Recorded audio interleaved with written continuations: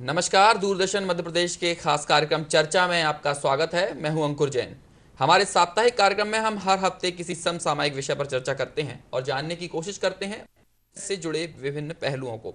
इसी कड़ी में आज हम नमामि देवी नर्मदे अभियान के विविध पक्षों, इसके उद्देश्य और उपयोगिता को समझने की कोशिश करेंगे। इस अभियान को पर्यावरण और नदी संरक्षण के लिए दुनिया का सबसे बड़ा जन अभियान होने का दावा मध्य प्रदेश सरकार कर रही है। प्रदेश की धार्मिक और पौराणिक नगरी अमरकंटक से शुरू हुआ यह अभियान 11 मई 2017 तक चलेगा। इस दौरान 144 दिनों तक प्रदेश में 3344 किलोमीटर की यह सेवा यात्रा नर्मदा नदी के दोनों तटों से गुजरेगी। यात्रा के दौरान नर्मदा के दोनों तटों पर 1-1 किलोमीटर तक फलदार छायादार पौधों का रोपण, स्वच्छता अभियान, जैविक खेती, पर्यावरण संरक्षण के प्रति लोगों को जागरूक किया जाएगा। यह यात्रा समाज और सरकार के साझा प्रयासों से संचालित होगी। मुख्यमंत्री शिवराज सिंह चौहान इस यात्रा को जनता की यात्रा ही बता रहे हैं और यात्रा को सफल बनाने के लिए गांव-गांव में लोग संकल्प भी ले रहे हैं। मुख्यमंत्री शिवराज सिंह चौहान ने अभियान की शुरुआत करते हुए नर्मदा के तटों पर स्थित गांवों में स्वच्छ शौचालय निर्माण, नगरों में सीवेज ट्रीटमेंट प्लांट की व्यवस्था, नदी घाटों पर पूजन कुंड, मुक्तिधाम और महिलाओं के लिए चेंजिंग रूम बनाने जैसे कार्यों के किए जाने की घोषणा की है। इस तरह यह अभियान लोगों के लिए आध्यात्मिक मानसिक शांति का जरिया बनने के साथ समग्र विकास का भी आधार होगा। यात्रा से जुड़े ऐसे ही कई अहम तथ्यों पर हमारे साथ बात करने के लिए स्टूडियो में मौजूद हैं दो खास मेहमान। हमारे साथ है प्रसिद्ध लेखक और वरिष्ठ पत्रकार श्री महेश श्रीवास्तव जी, जिन्होंने नर्मदा नदी के ऐतिहासिक, पौराणिक और भौगोलिक महत्व की गहन पड़ताल करते हुए एक पुस्तक भी लिखी है जिसका नाम है वरदा नर्मदा। इस पुस्तक के अध्ययन से आप नर्मदा नदी के विविध पक्षों को समझ सकते हैं। इसके साथ ही हमारे साथ है दूसरे खास मेहमान श्री विनायक परिहार जी, जो कि पर्यावरणविद होने के साथ सामाजिक कार्यकर्ता भी हैं। नर्मदा में होने वाले अवैध उत्खनन को रोकने के लिए इन्होंने हाईकोर्ट में कई जनहित याचिकाएं भी दायर की हैं।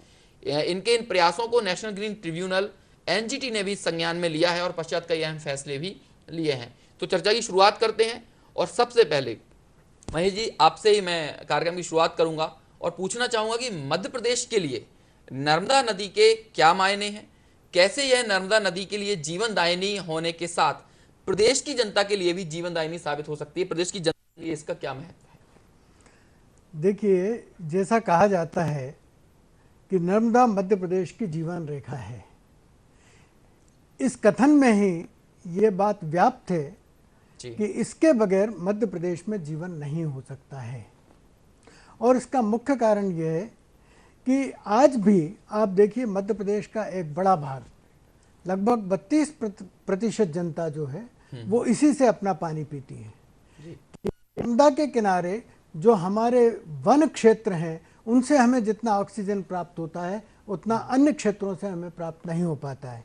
ये एकमात्र नदी है जो 12 महीने अपने प्रवाह को पूरी सक्षमता से धारण किए रहती है और निरंतर हमको पानी देती रहती है। आधुनिक युग में इसमें जो बांध बनाए गए हैं उनसे विद्युत प्राप्त होती है, सिंचाई होती है और हमारा उत्पादन बढ़ता है। तो ये तो हमारा केवल इसका ये महत्व हो गया कि मध्य प्रदेश के लिए इसका क्या भौतिक महत्व है, मगर केवल इतना नहीं है। इस नदी का अपना एक सांस्कृतिक महत्व भी है, इसी के साथ साथ इसका ऐतिहासिक महत्व भी है। आपको ये जान के आश्चर्य होगा कि नर्मदा विश्व की प्राचीनतम नदियों में है और जहां तक भारतवर्ष का प्रश्न है, 650 करोड़ वर्ष पहले आपका विंध्याचल बना, 450 करोड़ वर्ष पहले आपका सतपुड़ा बना और ये जो दोनों के बीच में घाटी थी, इस घाटी में अरब सागर का पानी बहता था। अच्छा। और ये चूंकि अरब सागर का पानी बहता था, गोंडवाना लैंड का जो भू विप्लव हुआ है, उस भू विप्लव के बाद नर्मदा का प्रवाह यहाँ से, जिसे मैकल श्रेणी हम कहते हैं, वहां से प्रारंभ हुआ है कुल मिलाकर के। तो विश्व की प्राचीनतम नदी है। यहाँ पे विश्व की प्राचीनतम संस्कृतियों के अवशेष हमको प्राप्त हुए हैं। प्राचीनतम जो पशु हाथी यहाँ पाया जाता था हमारे हथनोरा में, उसका कपाल पाया गया है। हथनोरा के पास ही आदि मानव का कपाल भी मिला था। एक डॉक्टर सोनेकिया हैं होशंगाबाद के, उन्होंने उसकी शोध की थी और बाद में वो बम्बे अपना कलकत्ता भेजा गया था लेबोरेटरी डेटिंग के लिए और वो कहीं दुर्भाग्यवश गुम गया। इसकी पूरी संस्कृति हमारे इसके आसपास जितने आप देखेंगे, जैसे भीमबेटका है, जितने शैल चित्र बने हुए हैं, उन शैल चित्रों में मानव के विकास की पूरी गाथा लिखी हुई है।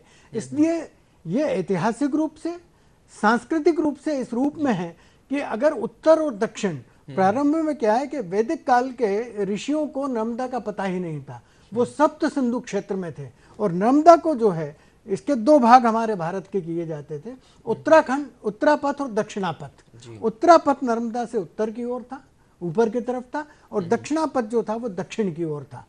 तो ये जो हमारा उत्तरापथ था, सब में पहले कहा जाता है पौराणिक संदर्भ है कि अगस्त्य मुनि ने इस विंध्याचल को पार किया था और सांस्कृतिक एकता पूरे देश में लाने का प्रयत्न किया गया था।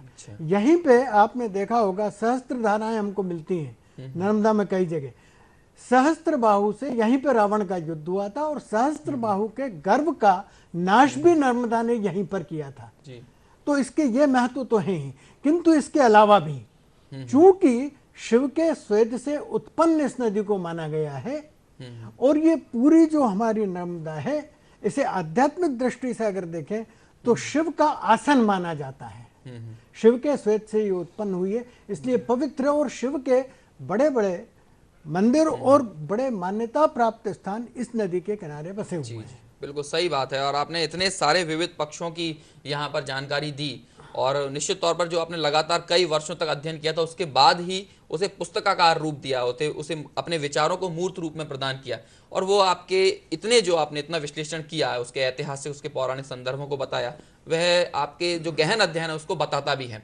विनायक जी, यहाँ मैं आपसे जानना चाहूँगा कि अवैध उत्खनन, प्रॉपर सीवेज ट्रीटमेंट का ना होना, प्रदूषण जैसी समस्याओं के चलते पिछले कुछ वर्षों में नर्मदा पर क्या प्रभाव देखा गया है? चूंकि आपने इस क्षेत्र में काफी काम किया भी है, यदि आपके पास इससे जुड़े कुछ तथ्य हों जिससे हम इस पूरे विषय को समझ सकें, तो हम जानना चाहेंगे कि क्या प्रभाव पहले की तुलना में वर्तमान में नर्मदा नदी में आया है।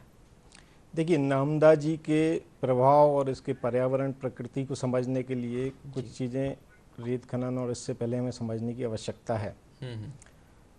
जैसा कि नर्मदा की तुलना करके हम देश की अन्य नदियों, विशेषकर हिमालय की नदियों से, गंगा यमुना जैसी बड़ी नदियों से करें, तो गंगा और यमुना में क्या होता है कि वहाँ वर्ष भर पानी की निरंतरता बर्फ़ पिघलने के कारण और बरसात के कारण होती रहती, लेकिन नर्मदा जी पूर्ण रूप से वर्षा जल पर आश्रित हैं, और जो वर्षा से जल हमें प्राप्त होता है वही साल भर इसकी निरंतरता के लिए आवश्यक है। अब नर्मदा जल, वर्षा जल को नर्मदा जी तक पहुंचाने के लिए दो तीन चीज़ें बड़े महत्वपूर्ण हैं। पहला, वृक्ष मतलब जंगल, जो सतपुड़ा विंध्याचल रेंज में है। दूसरा, इसकी जो सहायक नदियाँ, 41 सहायक नदियाँ हैं जिसमें से 39 मध्य प्रदेश में हैं। और तीसरा, एक प्रकार से अपन जिसको कहें रेत या जो हार्ड स्ट्रेटा बोल्डर हैं, ये सब चीज़ें हैं, वो अंडरग्राउंड रूप से जो पानी को वृक्षों से, जंगल से लेके जल स्रोतों तक पहुंचाती हैं। अब इन चीज़ों के बाद जब आता है कि अब ऐसे मानव निर्मित कारण, जो हम विकास के कारण जो नुकसान हमने नर्मदा जी को पहुंचाया है और आने वाले समय में हो सकता है, उसमें प्रमुख रूप से 4-5 चीज़ें आती हैं। एक तो जो हम इंटरवेशन वाटर ट्रांसफ़र कर रहे हैं, जो नॉर्मली अभी चर्चाओं में नहीं आता। नर्मदा जल को हम अन्य जो गंगा यमुना बेसिन की नदियां जैसे शिप्रा, कालीसिंध, पार्वती, सोन, इनमें जो पहुंचा रहे हैं, और पेयजल हमारी बेसिक आवश्यकता है, उसके लिए हमने 29 शहरों को नर्मदा जल की सप्लाई कर रहे हैं या करने का विचार है, योजना है। दूसरा पक्ष है जो हमारा नगरीय सीवेज और इंडस्ट्रियल वेस्ट। ये लगातार जो नर्मदा के किनारे नगर शहर बसे हुए हैं और जो उद्योग विकसित हो गए हैं, उनके द्वारा नर्मदा में मिलाया जा रहा। तीसरा, वैध और अवैध रेत उत्खनन, जिसके कारण भी नर्मदा जी के पर्यावरण पे, इसकी अस्तित्व पे संकट आने की स्थिति है। देखिए, जल ग्रहण क्षमता के बारे में मैं थोड़ा सा और बताना चाहूँगा। आप देखेंगे कि सतपुड़ा और विंध्याचल के ऊपर का भाग, ये सघन साल वृक्षों का बना हुआ है, और साल वृक्ष वो वृक्ष है जो जब वर्षा के अंदर सर्वाधिक पानी सोखता है और उसके बाद पूरे वर्ष वो अपनी जड़ों के माध्यम से धीरे धीरे अपना पानी छोड़ता जाता है। इसीलिए कहा जाता है कि नर्मदा का उद्गम यद्यपि अमरकंटक में है, किंतु उसका उद्गम तो जितना उसका प्रवाह है, क्योंकि साल के वन जहां जहां आसपास हैं, आप डिंडोरी से थोड़ा आगे जाकर के आप देखते हैं कि फिर वो साल के वनों के बाद एक दूसरे वनों की शुरुआत हो जाती है, वो आपका टीक वृक्ष है। वो दूसरा शुरू हो जाता है। तो ये जो आप देखेंगे तो इन वृक्षों को जो प्रवृत्ति है वो ये है कि वो वर्षा में पानी ग्रहण करते हैं और उसके बाद साल भर उसको थोड़ा थोड़ा करके छोड़ते हैं। दुर्भाग्य हमारे यहाँ क्या रहा, जैसा कि अभी हमारे मुख्यमंत्री ने भी ये उल्लेख किया था, आप देखिए कि एक 70 के दशक में एक ऐसा निर्णय हुआ, क्योंकि अमरकंटक के आसपास दलदल हो जाया करती थी, पानी की बहुतायत थी, वहां पे दलदल हो जाया करती थी, तो हमारे यहाँ ये निर्णय लिया गया कि इसमें यूकेलिप्टस के पेड़ लगा देंगे। यूकेलिप्टस के पेड़ की विशेषता ये है कि वो सारा अंदर का पानी सोखता है और हवा में अपनी पत्तियों के माध्यम से छोड़ देता है। आप देखिए जहां जहां के यूकेलिप्टस के पेड़, कभी आप डिंडोर पर चढ़े तो आप पाएंगे कि पहाड़ के ऊपर यूकेलिप्टस के बड़े जंगल हो गए हैं और उन्होंने सारा इतना पानी सोखा है उसका कि जो पहाड़ के अंदर पानी रहना चाहिए वो समाप्त हुआ। 80 के दशक में हमारे यहाँ एक और बहुत खराब निर्णय लिया गया, और वो ये, क्योंकि ये जो पूरा हमारा विंध्याचल और खास करके अगर कहा जाए जिसमें से नर्मदा है, मैकल पर्वत श्रेणी है, इसमें बक्साइट के विपुल भंडार हैं जी। तो हमारे यहाँ दुर्भाग्यवश ये निर्णय लिया गया कि बक्साइट खोदने के लिए ठेके दे दिए गए, जिसका बहुत बाद में विरोध भी होता रहा और कोर्ट के माध्यम से और अन्यथा उसको किया गया। किंतु हुआ ये कि वैधानिक रूप से दिए गए ठेके तो खत्म हो गए, किंतु आज भी कर्मचारियों से मिलकर के, अफसरों से मिलकर के, साठ गांठ करके लोग छोटे मोटे उत्खनन करते ही रहते हैं। चीजें लगातार तो चल रही इससे हुआ है कि जो उसका स्रोत है अमरकंटक, जहां से नर्मदा का उद्गम माना जाता है, वो पूरा पहाड़ क्षेत्र वो अंदर से शुष्क होता जा रहा है। जी सही बात है। अब बहुत ही अच्छे कुछ कारण यहाँ पर विनायक जी ने बताए और उसको महेश जी ने और पूरा किया कि भाई जो लगातार वर्षा होना बहुत जरूरी है, और वर्षा के लिए जरूरी है कि सघन वन हो, वन होंगे तो वन के कारण जो पानी का संग्रहण करके वे पेड़ रखते हैं वे बहुत जरूरी है। लेकिन जो पिछले कुछ सालों में जो निर्णय हुए जिनमें यूकेलिप्टस के पेड़ लगाने की बात कही, बॉक्साइट के उत्खनन की बात की, तो इसके प्रभाव स्वरूप ये कुछ कार्य ऐसे हुए हैं जिनके कारण नर्मदा की जल संग्रहण क्षमता पर फर्क आया है, वह कम हुआ है और नर्मदा को इससे हानि पहुंची है। और भी दूसरे कई विषय हैं, इन पर हम चर्चा करेंगे, लेकिन रुकते हैं यहाँ एक छोटे से ब्रेक के लिए। आप बने रहिए हमारे साथ।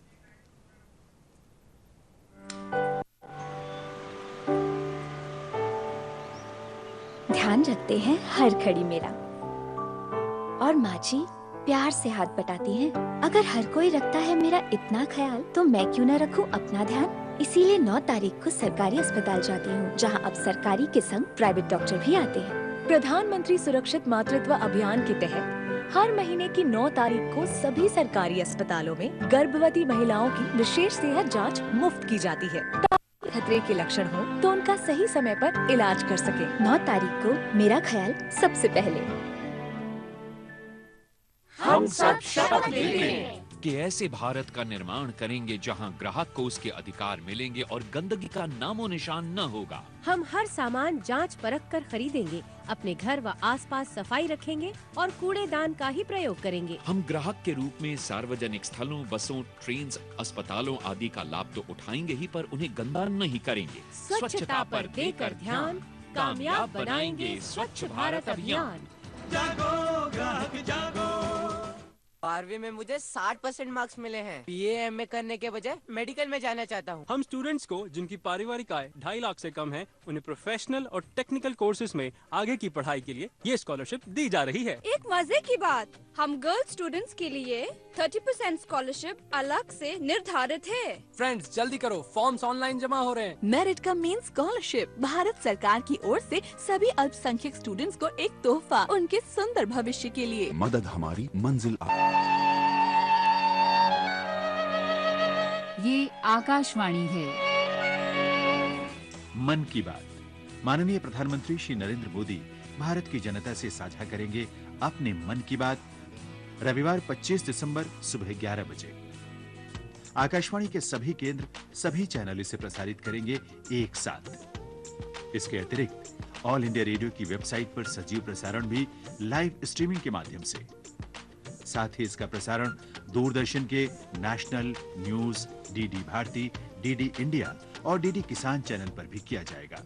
माननीय प्रधानमंत्री के प्रसारण के तुरंत बाद मन की बात का प्रादेशिक भाषाओं में अनुवाद आकाशवाणी और दूरदर्शन के संबद्ध प्रादेशिक केंद्रों से किया जाएगा। मन की बात के प्रादेशिक भाषाओं में अनुवाद का पुनः प्रसारण रात 8 बजे आकाशवाणी और दूरदर्शन के संबद्ध प्रादेशिक केंद्रों से किया जाएगा। याद रखिएगा, 25 दिसंबर सुबह 11 बजे मन की बात। ब्रेक के बाद आपका एक बार फिर स्वागत है। हम बात कर रहे हैं नमामि देवी नर्मदे अभियान के विविध पहलुओं को लेकर। इस ब्रेक पर जाने से पहले हमने कई विषयों पर बात की, इसी चर्चा को आगे बढ़ाते हैं।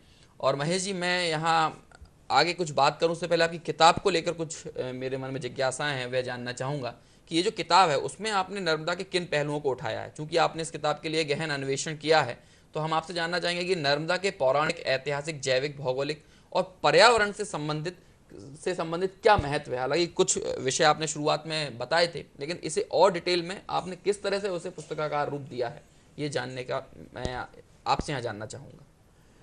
देखिए, ऐसा है कि नर्मदा के पहलू नहीं होते हैं। नर्मदा एक अनुभूति का विषय है जी। अनुभूति का विषय वो कई कारणों से है।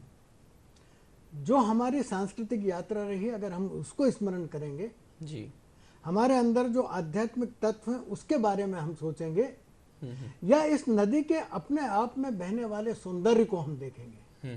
ये भारत की सब में सुंदर नदी है। बांध बनने से यदि कहीं इसके प्रपात जो है वो हट गए हैं, अदरवाइज ये जो नदी है ये भारत की सब में सुंदर नदी है जी। जिन वन क्षेत्रों से गुजरती है और जिस प्रकार ये एक अल्हड़ बच्ची की तरह छलांगे लगाती हुई चलती है। आप वहां गए होंगे जबलपुर, कभी आपने भेड़ा घाट में उसका सौंदर्य देखा होगा जी। विभिन्न प्रपात इसके बना करते हैं, उनके सौंदर्य को आप देखिए तो आप उससे अभिभूत होते हैं। और जब अभिभूत होते हैं तो अभिभूत होने में दोनों प्रक्रियाएं स्वाभाविक रूप से शुरू हो जाती हैं। एक तो वो जो सांस्कृतिक यात्रा इसके माध्यम से हुई, मैंने जैसे आपको बताया अगस्त मुनि के बारे में जो वर्णन है कि इन्होंने हमारे देश में उत्तरा पथ और दक्षिणा पथ को मिलाने का एक बहुत बड़ा वहां पे काम किया था। इसके किनारे सहस्त्रबाहु का मंदिर है। सहस्त्रबाहु जिसके सहस्त्र भुजाएं थी और उसके दंभ को नष्ट करने का प्रतीक रूप में नर्मदा ने काम किया था जी। ये हमें शिक्षा देती है कि मनुष्य कितना ही बलशाली हो, उसमें दंभ नहीं होना चाहिए। रावण जब यहाँ आया था, सहस्त्रबाहु युद्ध हुआ था, उसने रावण ने अपना इतने सौंदर्य का वर्णन किया है कि इसकी कोई सीमा नहीं। इसके वनों का वर्णन सब में पहले आपको मिलेगा वाल्मीकि रामायण में जी, जहाँ सुग्रीव अपने वानरों से कहता है कि जब तुम दक्षिणापथ की तरफ बढ़ोगे तो कितना सघन वन, कितने वहां पे नए प्रकार के वृक्ष पौधे ये सब मिलेंगे। तो ये सब चीजें जो है वो नर्मदा को एक प्रकार से कहना चाहिए कि नर्मदा हमें बहुत अभिभूत करती है। तो ये तो उसके अभिभूत होने का प्रश्न है। किंतु दूसरी बात क्या है कि हमने अभिभूत होना सीखा, हमने धार्मिक रूप से इसकी यात्राएं करना सीखी, हमने पूजा करना सीखा। किंतु उसी के साथ साथ हमारे कुछ ऐसे बाह्य जो कर्मकांड हो गए जिनके कारण इसका प्रदूषण ज्यादा होने लगा है। अमरकंटक में मैं स्वयं गया था। अमरकंटक में कई आश्रम बने हुए हैं जिनका उस जमाने में सीवेज का पानी, अमरकंटक की छोटी सी बसाहट का सीवेज का पानी शुद्ध वहां पे जहां से नर्मदा का प्रवाह शुरू होता है वहां पे उसमें जाकर के मिला करता था। यद्यपि मुझे बाद में बताया गया था कि इनका बहुत जल्दी सीवेज ट्रीटमेंट प्लांट वहां लगाए जाएंगे और उनको शुद्ध कर दिया जाएगा। इसी के साथ साथ आप देखिए कि हमारे नीचे उतरे यार, डिंडोरी उतर गई। डिंडोरी में तो एक बड़ा नाला जो है वो जाकर के वहां पे पूरी नर्मदा में मिलता है और पूरा सीवेज का नाला है। आप अगर डिंडोरी से नीचे आएंगे, जबलपुर में देख लीजिए, जबलपुर में तो ग्वारी घाट के पास है। होशंगाबाद जाइए तो सेठानी घाट के ऊपर जिधर से प्रवाह है, आप जानते होंगे कि कितना बड़ा नाला पूरा सीवेज का वहां पे जाकर के बहता है। इसी प्रकार से जाकर के आप बड़वानी तक चले जाइए तो बड़वानी में तो कुछ फैक्ट्रियां हैं जिनका का पूरा सीधा प्रवाहित कर दिया जाता है। तो हमने इसको प्रदूषित भी किया है। हम एक तरफ तो धर्म के नाम पे इसको माँ कह रहे हैं और दूसरी तरफ हम कर्मकांड के माध्यम से या अपनी लापरवाही या अपने जीवन शैली या इसको कोई मान्यता नहीं देने के कारण इसको प्रदूषित भी कर रहे हैं। सही बात है। जैसा ये आपने बताया कि ये नर्मदा नदी के कोई पहलू नहीं है बल्कि एक अनुभूति का नाम है, और साथ में उसे अनुभूति या धर्म और आस्था का विषय बनाने के बाद जो बाह्य क्रियाकांड हमने विकसित क्या कहें कि वो सहज हमारी प्रवृत्ति ऐसी हो गई कि जिसके कारण हमने नर्मदा नदी एक नदी के रूप में उसके संरक्षण के लिए क्या जरूरी होता है, शायद हमने उन संदर्भों को भूल गए, उनको विस्मृत कर दिया, जिसके कारण परेशानी ये हुई कि बाकी जो बाह्य कारण हैं, प्रदूषण होना, सीवेज ट्रीटमेंट ना होना, वे सारी चीजें तो है ही, लेकिन इसके अलावा जो अन्य क्रियाकांडों के कारण जो नर्मदा नदी पर दुष्प्रभाव पड़े, उन्हें रोकने के लिए हमें थोड़ी अपनी सामाजिक जिम्मेदारी समझने की आवश्यकता है। और जब हम उसे अनुभूति का विषय बनाएंगे तो निश्चित तौर पर अनुभूति अपने अंतरतम से उसे जोड़कर देखेंगे तो निश्चित तौर पर उसके लिए कुछ करने की भावना भी हमारे अंदर विकसित होगी। विनायक जी, जैसा कि हमने शुरुआत में कहा था कि आपने बहुत सारे कार्य नर्मदा के क्षेत्र में चल रहे जो अवैध उत्खनन है उसे रोकने के लिए किया है। इसी कड़ी में मैं ये जानना चाहूंगा कि अब मुख्यमंत्री भी वही बात कह रहे हैं कि अवैध उत्खनन पर प्रभावी रोक लगाने के निर्देश उन्होंने अधिकारियों को दिए हैं और उसके लिए कार्य किए भी जा रहे हैं। यह जो यात्रा मुख्यमंत्री में अभी निकल रही है, यह नर्मदा की स्थिति को सुधारने में कितना अहम साबित होगी? शासन के प्रयासों के साथ नर्मदा संरक्षण के लिए जन जागरूकता की कितनी आवश्यकता है? शासन अपनी जगह प्रयास कर रही है, लेकिन जनता की भागीदारी कितनी जरूरी है, क्योंकि इस अभियान का मूल मकसद ही जनता को जागरूक बनाना है। निश्चित रूप से जो माननीय मुख्यमंत्री जी ने ये नर्मदा यात्रा का जो व्रत लिया है जी, ये नर्मदा के संरक्षण में काफ़ी कारगर होगा, क्योंकि जिस प्रकार से भाई साहब ने बताया, नर्मदा से हम अनेक शहरों को पीने का पानी ले रहे हैं, 2000 मेगावाट के लगभग बिजली बन रही है, 7 लाख हेक्टेयर की सिंचाई, जो हमें लाभ है एक प्रकार से, जो जैसे हम कहते हैं जीवनदायिनी है मध्य प्रदेश की। और समय रहते उसके संरक्षण की जो बात है, उसके संरक्षण के लिए जन जागरण है, ये बहुत ही अच्छा सार्थक कदम है। इसके साथ साथ कुछ चीज़ों की और आवश्यकता है जो सरकार को करना चाहिए।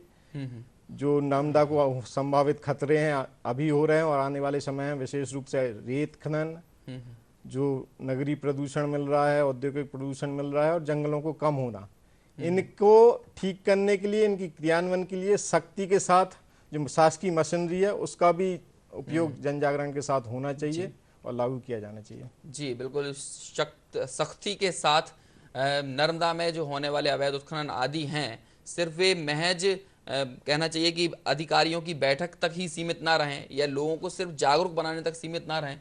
इस क्षेत्र में प्रशासन की अपनी भूमिका इससे भी बढ़कर कहीं ज़्यादा है और सिर्फ उन्हें बयानों के जरिए अभिव्यक्त करने से ज़्यादा ज़रूरी है कि जो ज़मीनी स्तर पर कार्य किए जाने की आवश्यकता है वहाँ जाकर कार्य हो, उन रोक लगाई जाए। क्योंकि जैसा शुरुआत में बताया था कि आज भी कई जगह अधिकारी आदि की मिलीभगत देखकर, मिलीभगत होने से रोक लगने के बावजूद भी उत्खनन देखा जाता है, तो उसे रोकने के लिए थोड़ा सा गंभीरता से इस दिशा में प्रशासन को, शासन को विचार करने की आवश्यकता है। महेश जी, इस यात्रा की शुरुआत से ही अंतर्राष्ट्रीय स्तर पर यात्रा को खासा समर्थन और सराहना मिल रही है। कई नोबेल प्राइज विजेताओं और दूसरे देशों के प्रमुख राजनीतिक प्रतिनिधियों ने इस यात्रा से प्रेरणा लेने की बात कही है। यात्रा के वे कौन से बिंदु हैं जिनके कारण इस यात्रा को सभी के लिए इतना प्रेरणादायी बताया जा रहा है और कैसे ये पर्यावरण संरक्षण के लिए हुए अन्य अभियानों से अलग है? देखिए, सब में पहली बात तो यह है जी, इस विश्व का कोई भी समझदार और चिंतनशील प्राणी जो भी हो और जहां भी हो जी, वो इस यात्रा का समर्थन करेगा, इसकी प्रशंसा करेगा जी।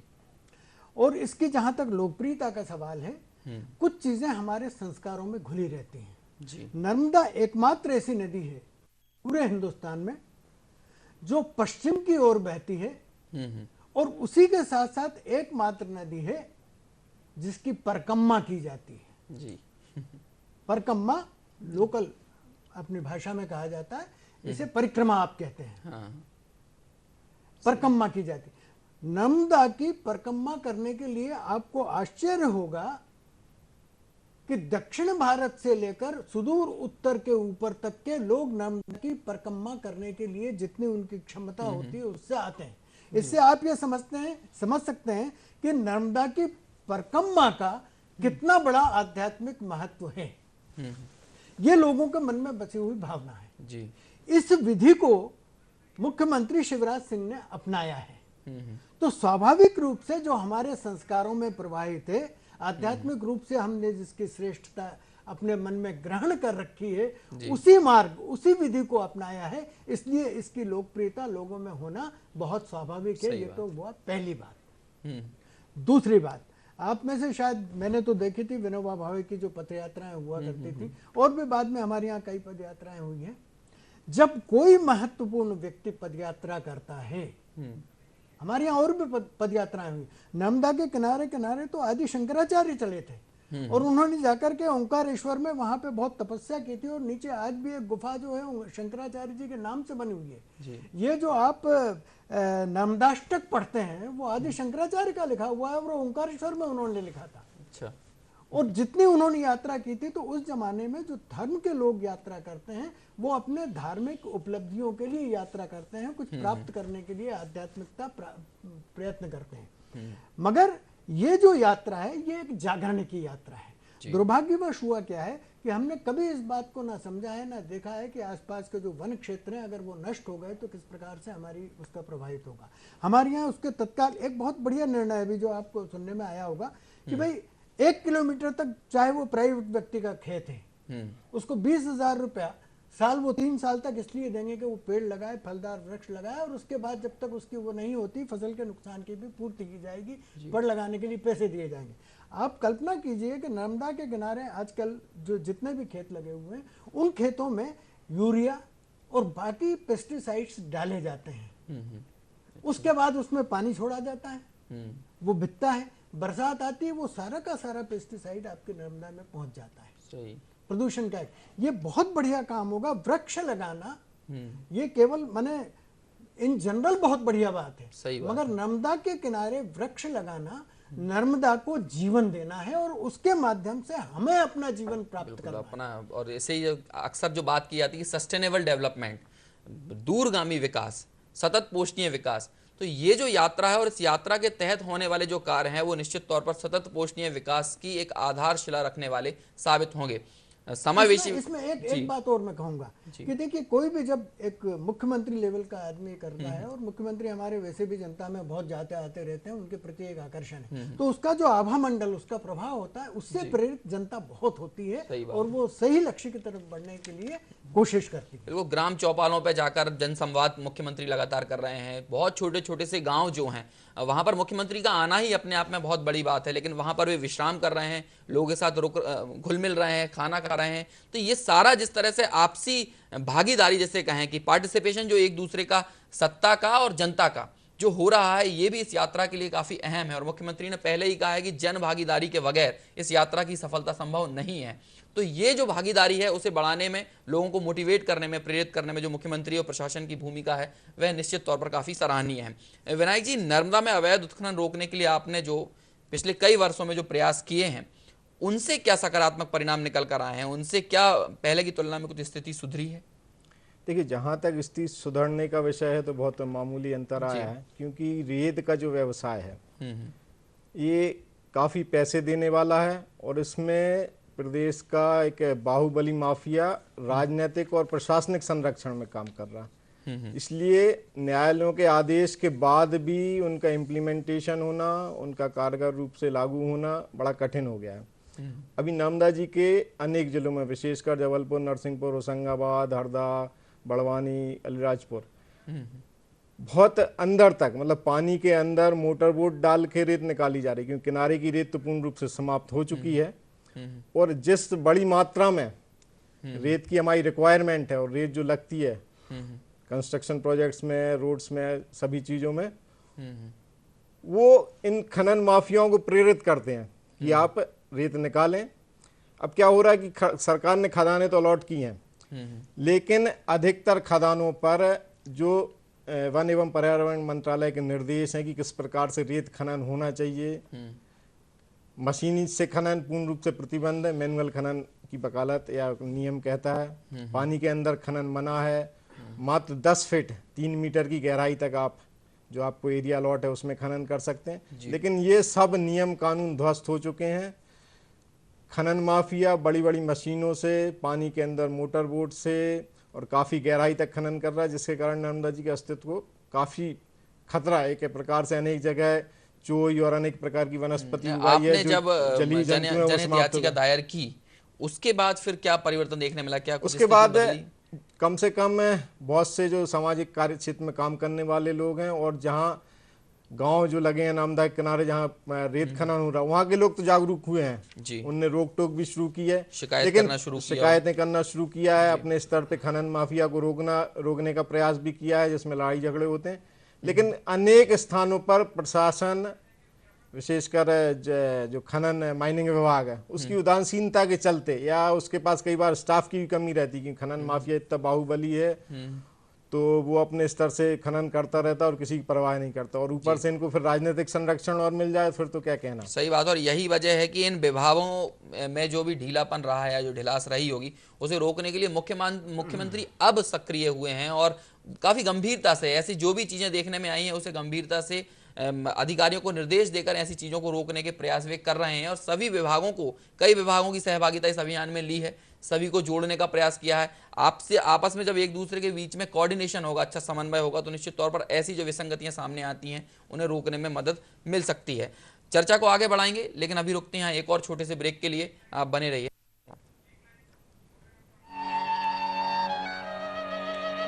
ये आकाशवाणी है।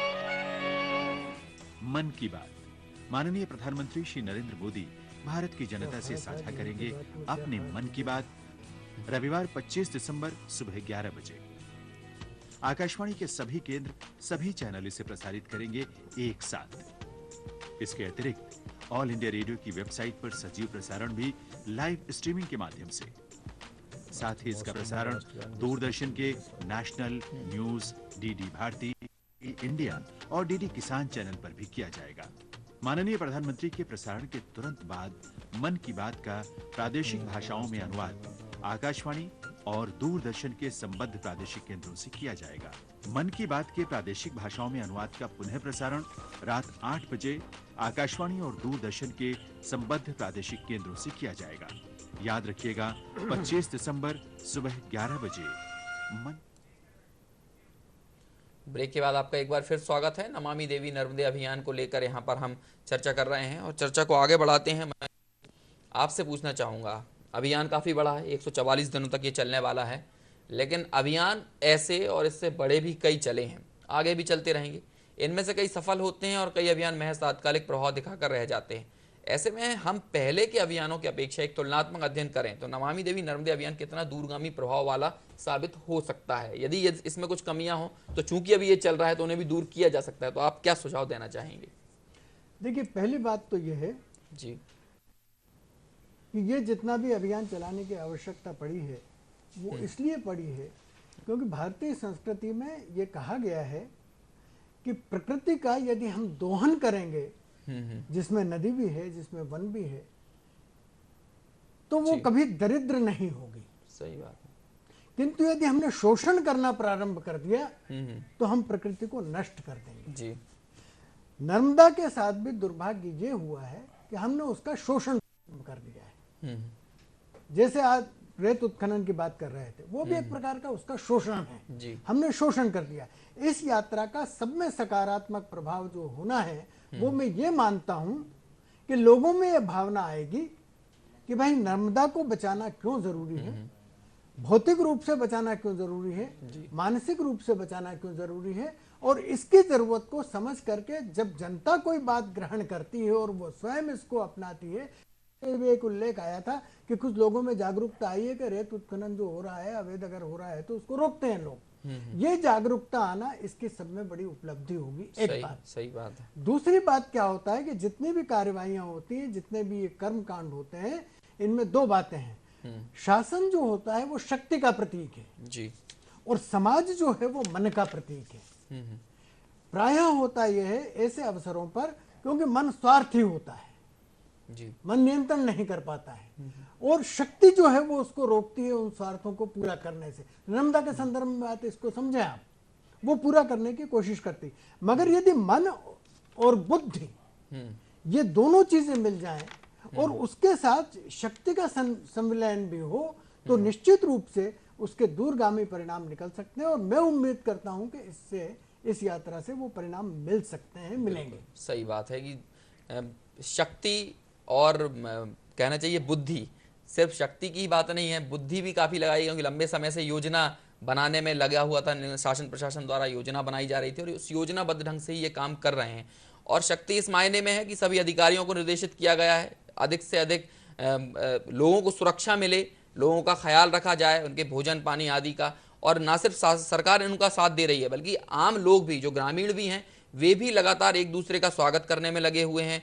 किसी गांव में यदि यात्रा पहुंचती है तो वे उस यात्रा के साथ दूसरे गांव तक उनकी विदा करने जाते हैं, दूसरे गांव वाले बहुत अच्छे से आवभगत करते हैं। तो इस तरह से सरकार के साथ साथ जनता ने जो सहभागिता दिखाई है अभी शुरुआती चरणों में, और हम उम्मीद करते हैं आगे ये चीज़ और भी ज़्यादा बढ़ेगी, और भी ज़्यादा लोगों का इन्वॉल्वमेंट इस यात्रा के साथ होगा।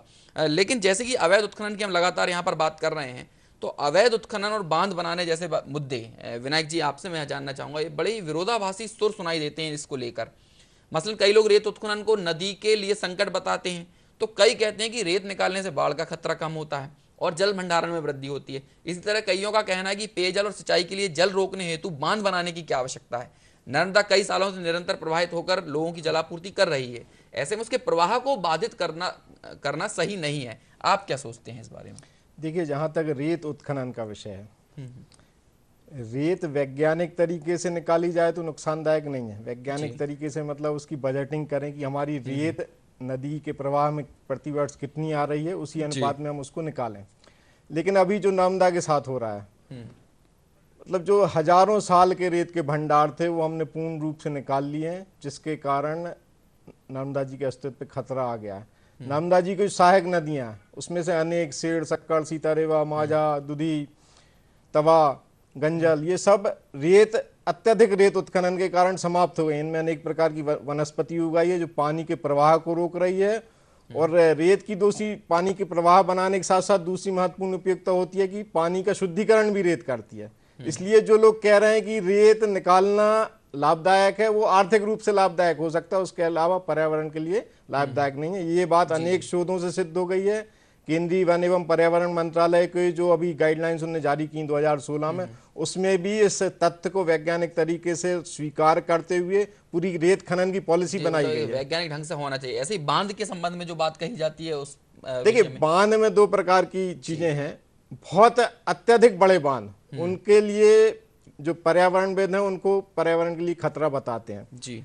लेकिन ये बात की सीधा लिफ्ट कर लें, ये सरासर ये गलत है। अगर कहीं सीधा आप नर्मदा से जल लिफ्ट करेंगे तो नर्मदा और जल्दी समाप्त हो जाएगी जी। क्योंकि यार कहीं आपको पानी चाहिए तो पानी का भंडारण करना पड़ेगा, चाहे जमीन से निकालें आप, चाहे किसी भी बहते स्रोत से लें। जब तक आप पानी का भंडारण नहीं करेंगे। थोड़ा सा समय है, बिल्कुल संक्षेप में अपने जवाब को समेटने की कोशिश कीजिएगा। अब खैर, जो मूल बात बताना थी वो यहाँ पर बता दी कि अति सर्वत्र वर्ज्यते। यदि अत्याधिक आप किसी चीज में कोई कार्य करते हैं, अत्याधिक रेत उत्खनन करते हैं और ऐसे ही कहा कि बहुत ज्यादा बड़े बड़े बांध बनाते हैं, तो उससे प्रभाव पड़ता है। लेकिन एक सीमा में यदि कार्य होता है, वैज्ञानिक ढंग से रेत निकाली जाती है, तो वह नुकसानदायक नहीं है। बहुत थोड़ा सा समय है, जाते जाते 1 मिनट के अंदर महेश जी मैं आपसे जानना चाहूंगा कि नर्मदा का संरक्षण एक सामाजिक जरूरत है और वास्तव में यह एक सामाजिक अभियान ही है। लेकिन जैसा कि देखा जा रहा है, इसे धार्मिक और आध्यात्मिकता के लिबास में लोगों के सामने लाया गया है। इसके पीछे सरकार की क्या धारणा है और यह कितना सही है, कितना उपयोगी है? देखिए, हमारे देश में तो हम हर नदी को माँ कहते हैं जी। हम पीपल के वृक्ष को पूजते हैं, उसमें ईश्वर का वास मानते हैं। हम पत्थरों में ईश्वर का वास मान लेते हैं जी। तुलसी भी हमारी माता है, तो हम कहेंगे कि हम अपनी माँ की सेवा कर रहे हैं, तो धर्म थोड़ी होता है। सही भाई, धर्म वो है जो हमारे जीवन को श्रेष्ठ बनाने के काम में आता है जी। और यदि श्रेष्ठ बनाने के लिए ये अभियान चल रहा है और उसकी पूरी, और नर्मदा धर्म के बिना कुछ नहीं है जी। नर्मदा अपने आप में धर्म का एक प्रवाह है जो इसी क्षेत्र में नहीं पूरे भारतवर्ष में मान्य है। तो इसलिए उसी के माध्यम से जीवन हमारा धर्म है, उसका संरक्षण हमारा धर्म है, प्रकृति हमारा धर्म है। हम ईश्वर मानते हैं अपनी नदियों को, वनों को, वृक्षों को, उनकी पूजा करना अर्थात उनका संरक्षण करना। और यदि इसे कोई धार्मिक कहता है, आध्यात्मिक कहता है, तो बहुत अच्छी बात है, कहा जाना चाहिए जी। धार्मिक और आध्यात्मिक यदि कोई कहता है तो वो कहा जाना चाहिए, क्योंकि धर्म के बिना एक फीलिंग्स नहीं जुड़ती हैं, भावनाएं नहीं जुड़ती हैं। और बहुत सारे उदाहरण दिए कि भाई हमारे यहाँ तो माँ की पूजा करने की बात हो, पेड़ पौधों की, तुलसी की, इन सब की पूजा करने की बात भी हो। तो ये सारी चीज़ों को कहने के पीछे का जो मूल अभिप्राय ये है कि हमारा जुड़ान, हमारी नज़दीकी उनके प्रति और किसी चीज़ का दुरुपयोग हम ना करें, ये भी मूल भावना होती है। और आज जब इसे धार्मिकता के लिबास में यदि मुख्यमंत्री ने इसे प्रेरित लोगों के सामने इस अभियान को लेकर आए हैं, तो उसका भी मूल उद्देश्य यही है कि इससे लोगों की अनुभूति जुड़ेगी, लोगों की फीलिंग्स जुड़ेंगी। और जब फीलिंग्स और अनुभूति के साथ हम जुड़कर इस अभियान के साथ संलग्न होंगे, नर्मदा संरक्षण के लिए कुछ करना चाहेंगे, तो निश्चित तौर पर कुछ बेहतर कार्य किया जा सकता है। महज 20-25 सेकंड में यहाँ मैं आपसे जानना चाहूँगा कि आप इसे धार्मिकता के लिबास दिए जाने के कितने पक्ष में हैं?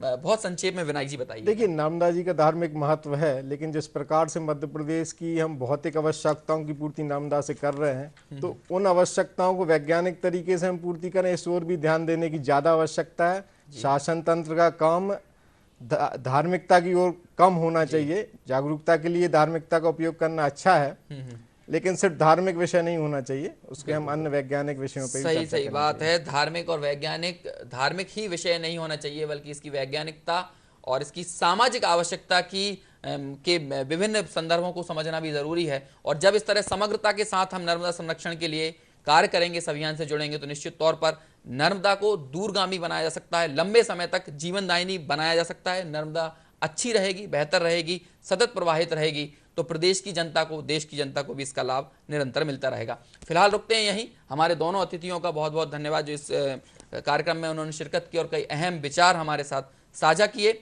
अगले हफ्ते फिर किसी नए विषय के साथ आपसे पुनः मुखातिब होंगे। तब तक के लिए पूरी टीम को दीजिए इजाजत। नमस्कार।